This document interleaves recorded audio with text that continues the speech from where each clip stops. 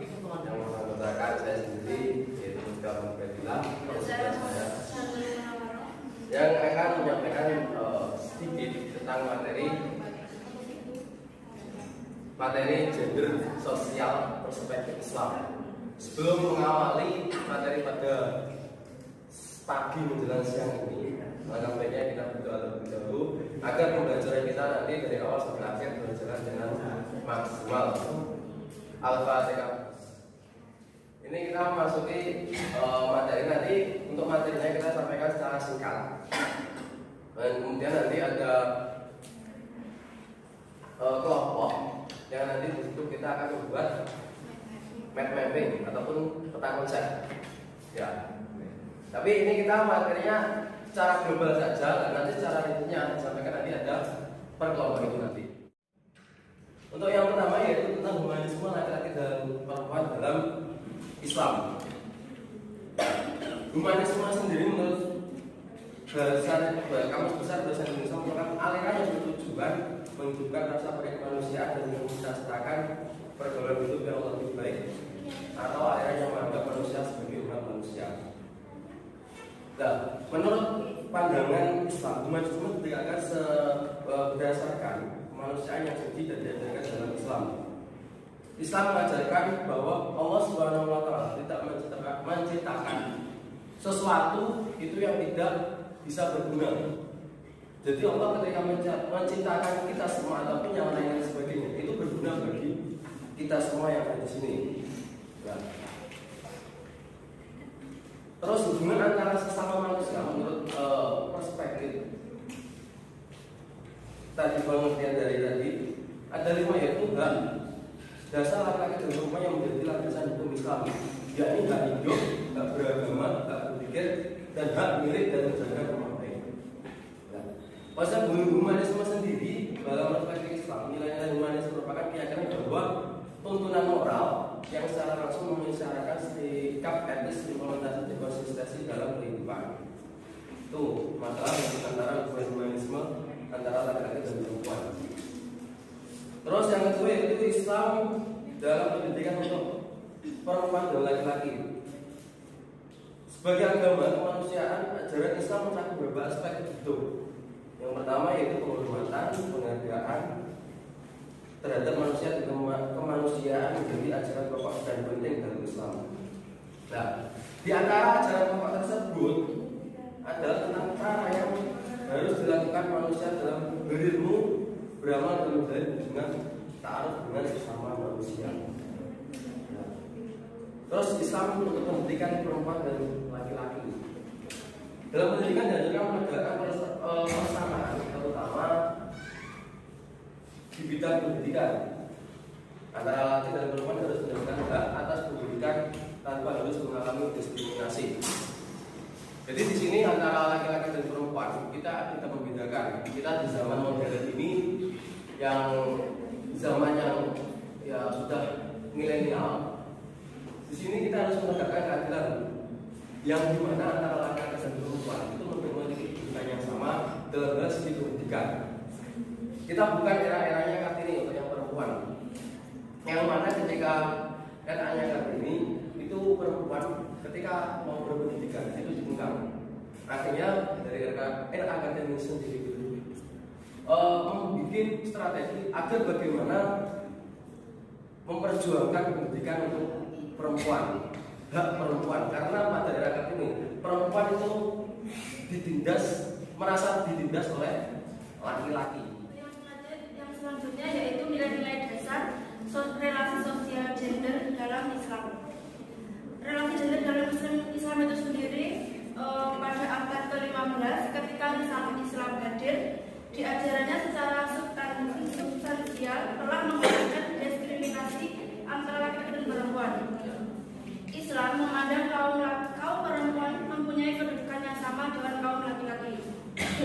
Jika ada perbedaan, maka itu adalah akibat dari fungsi dan tugas utama yang dibebankan kepada masing-masing jenis kelamin. Sehingga perbedaan yang ada tidak mengakibatkan yang satu merasa kelebihan dan atas satu sama lain. Dalam surat Al-Lail ayat 3-4 yang berbunyi,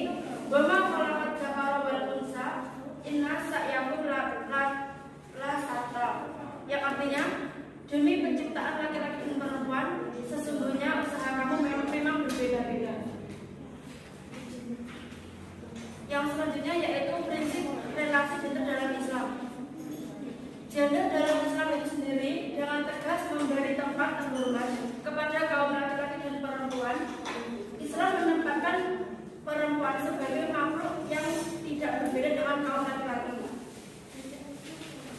Prinsip kesetaraan relasi dalam Al-Quran yang salah satunya yaitu laki-laki dan perempuan sebagai khalifah atau pemimpin di bumi. Selain menjadi hamba, tujuan penciptaan manusia di muka bumi adalah sebagai khalifah. Kapasitas manusia sebagai khalifah di bumi ini ditegaskan dalam Quran surat Al-An'am ayat 65 yang berarti, dan dialah yang menjadikan kamu penguasa di bumi dan dia meninggikan kebahagiaan kamu atas kebahagiaan kaum yang lain untuk mengujimu tentang apa yang diberikannya kepadamu, dan sesungguhnya Tuhanmu amat cepat siksaannya, dan sesungguhnya dia yang maha pengampun lagi maha penyayang. Untuk selanjutnya ini nanti ada sebagai kelompok yang mana kelompoknya itu tadi sudah dibikin mengenai ada beberapa kelompok yang tiap kelompok itu ada materinya tersendiri. Nah, nanti untuk kelompok A-nya itu nanti semua bukunya di bawah lesehan gitu. Untuk teknisnya Nanti akan dibagi mengambil satu slot yang ada di sini, satu orang satu ya. Nggak boleh dua. Jangan dibuka nanti ya. Sudah dapat semua? untuk selanjutnya di sini nanti langsung berkumpul dengan sesuai nomor kelompok yang sudah diberikan. Kelompok 1 di sini, kelompok 2 di tengah, kelompok 3 berada di depan. Ya. Dimulai dengan hitungan 5, semua harus sudah duduk di tempat. Ya.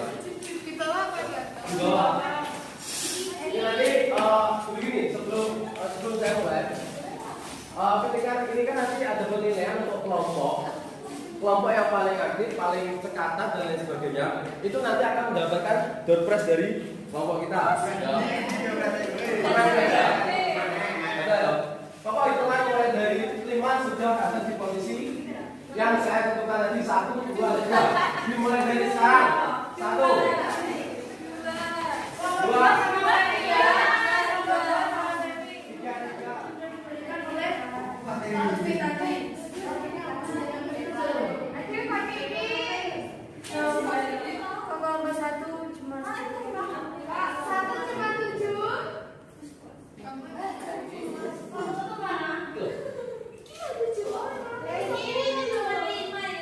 Gak masalah, banyak sedikitnya orang itu tidak masalah. Yang penting kita satu tim itu bersama. Ini begini nanti setelah didiskusikan di sini ya teman ya. Ditulis di sini, nanti setelah selesai akan saya pilih yang maju ke depan dipresentasikan. Tiap kelompok yang nanti yang maju 2 orang. Ya. Untuk materinya sudah ada Ya. Nanti materi kan sudah kita kasihkan. Terus tugasnya itu apa? Yang ditulis di kertas plano yang diberikan itu nanti yang sekiranya ini cuma sebagai kata apa ya? Yang paling inti nanti bisa sama dari A bisa mencoba dari berapa. Nah, terus nanti yang maju itu tidak ditentukan oleh kelompoknya, yang menentukan kita. Ya, yang maju yang menentukan kita. Di sini agar kalian semua paham tentang materi yang didiskusikan. Untuk waktunya 10 menit. Ya.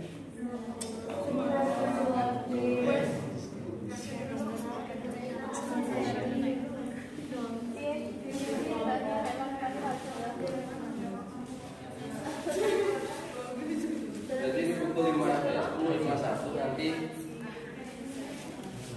jam 11 lebih 1 harus selesai. Ya, soalnya nanti kita presentasi di depan.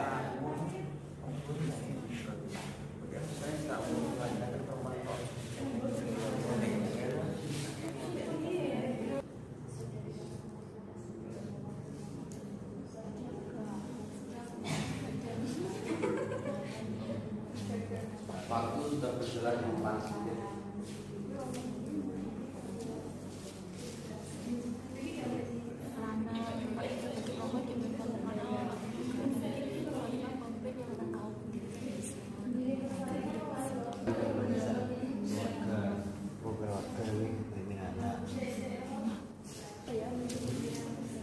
Tergantung. Yang kedua, dia mau tergantung kesepakatan.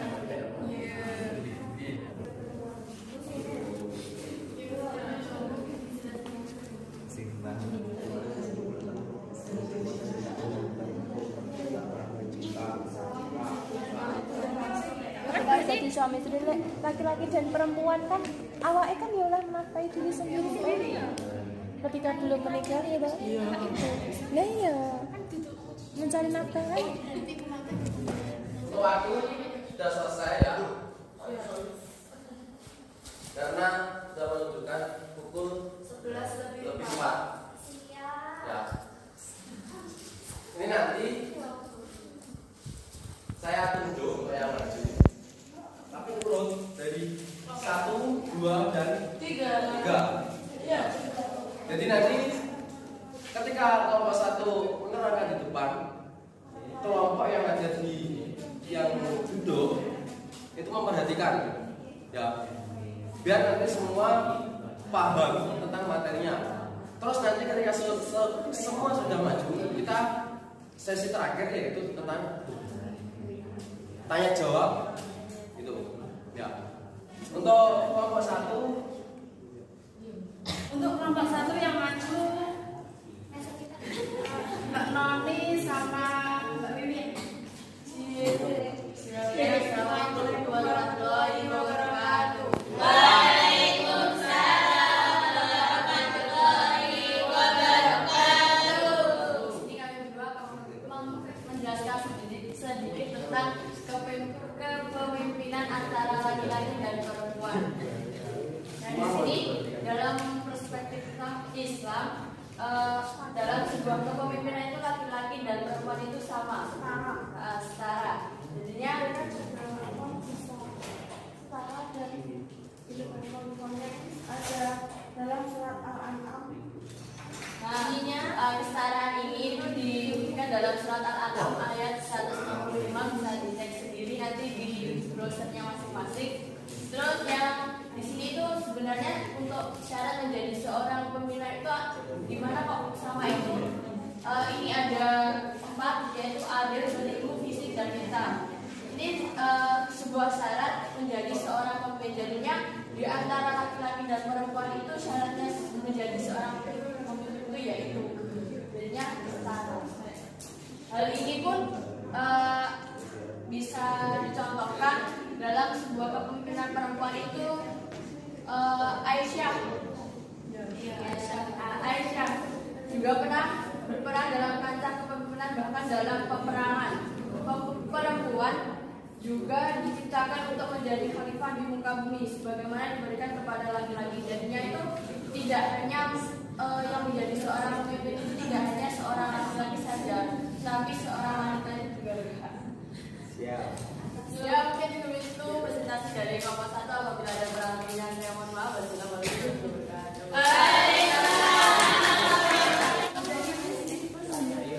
Yola dan India.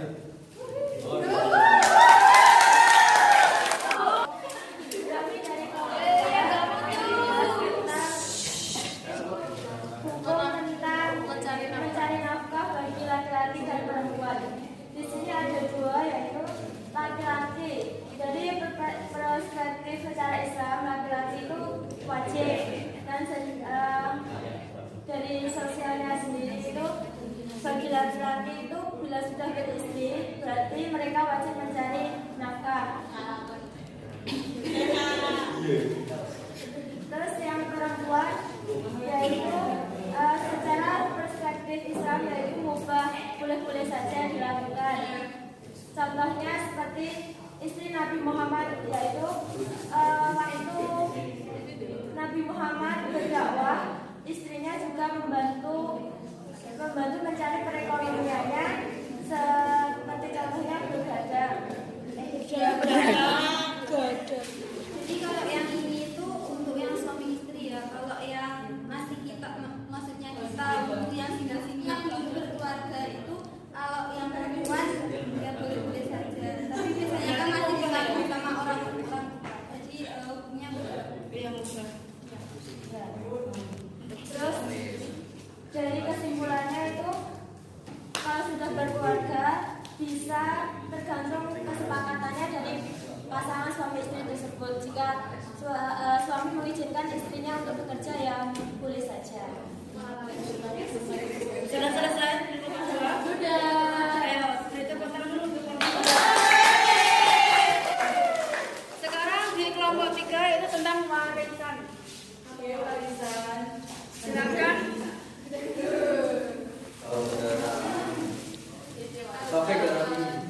Taufik dengan Mbak Ria ya.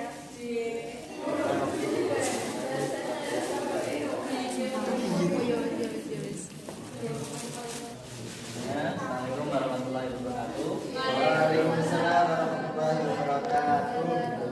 Ini dari kelompok 3 yang menerima materi mengenai pembagian warisan antara laki-laki dan perempuan.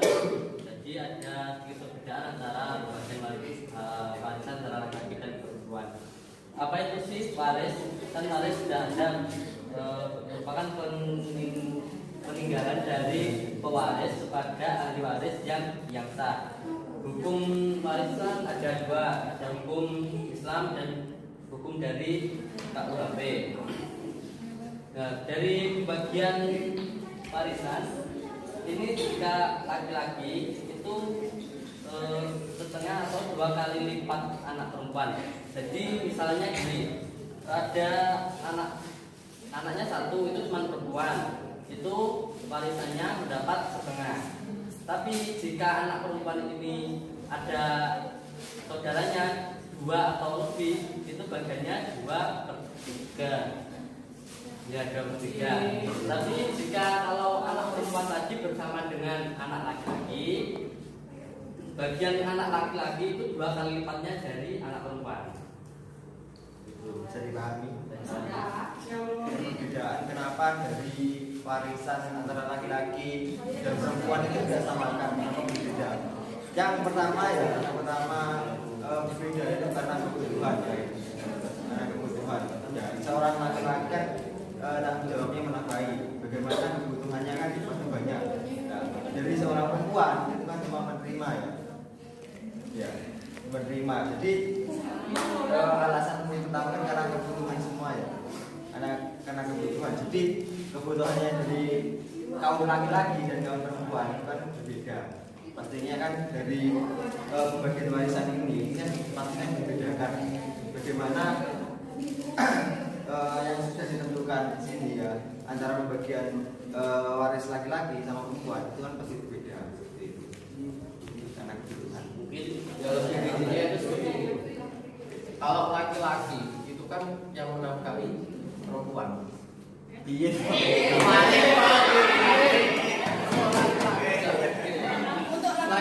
Laki-laki itu kan menafkahi perempuan. Dan tugasnya seperti disampaikan oleh Rafiq tadi, itu kan lebih berat antara laki-laki dan perempuan. Karena yang perempuan itu kan ketika sudah menikah, pun kalau belum menikah itu kan masih ketika nanti menikah itu masih ditanggung orang tua. Kalau sudah menikah otomatis kan ditanggung oleh suami. mungkin saya sedikit menambahi masalah perbedaan warisan tadi, karena pada nantinya kan laki-laki itu akan menanggung dari nafkahi orang tua juga. Jadi kan orang tua itu menjadi tanggung jawab seorang laki-laki. Tapi jika perempuan itu kan ikut pada suaminya, patuh pada suaminya. Itu juga ada di kitab Bukul Tulisan.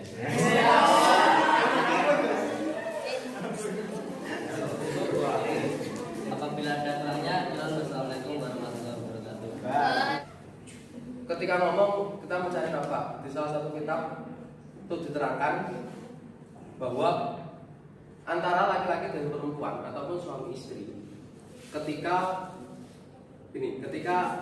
suami itu yang menjalankan semua aktivitas yang ada di rumah, ya, itu dalam kitab Fathul Qorib, itu yang seharusnya, kalau kita mengacu perspektif Islam, yang seharusnya bekerja ataupun bekerja dalam lingkup rumah itu adalah suami.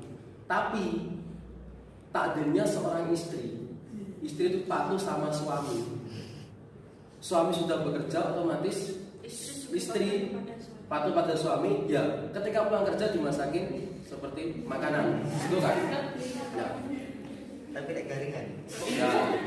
Tapi itu kan nanti terserah kesepakatan antara dari suami dan laki-laki, suami dan istri tersebut. Dalam mencari nafkah itu sendiri, untuk suami hukumnya itu wajib. Nah, untuk istri itu mubah. Untuk suami itu wajib menafkahi antara istri dan anak-anaknya itu sendiri. Tapi kalau istri ingin membantu perekonomian dari suami, ya, untuk uangnya itu berhak dibawa sendiri. Ya. Suami tidak boleh meminta kepada istri, karena tanggung jawab yang lebih utama itu adalah seorang suami. Tapi realitas sekarang itu berbeda. Ketika ngomong kita mengaca sosial sekarang, banyak orang-orang itu suami di rumah, istri bekerja di TKW. Itu sudah ketika ngomong adat itu sudah ada kebiasaan. Kalau saya menganalisis di desa saya banyak TKW kerja di luar, sedangkan suaminya itu di rumah menganggur. Itu. Nah, tapi kalau menurut kita, suami itu hukumnya wajib mencari nafkah. Itu. Presentasi dari kelompok kita, kelompok 6. Sebelum saya tutup, ini itu tadi presentasi dari kelompok 6. Ini pesan dari saya, ya, pesan dari saya.